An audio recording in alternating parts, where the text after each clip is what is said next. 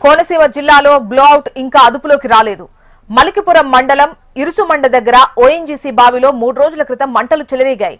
నిన్న మంటల తీవ్రత కొంత తగ్గినప్పటికీ ఇంకా 10 నుంచి 15 మీటర్లకు పైగా ఎగిసిపడుతున్నాయి. బావిలో గ్యాస్ పీడన స్థాయి క్రమంగా తగ్గుతుండటంతో ఓఎన్జీసీ చర్యలు వేగవంతం చేసింది. మంటలను అదుపు చేసేందుకు వివిధ ప్రాంతాల నుంచి నిపుణులు, విపత్తు బృందాలు వచ్చాయి. ఇక వేడి ప్రభావం పెరగకుండా బావికి 3 వైపులా నీళ్లు కొడుతూ మంటలు ఆర్పేందుకు ఫైర్ సిబ్బంది ప్రయత్నిస్తోంది.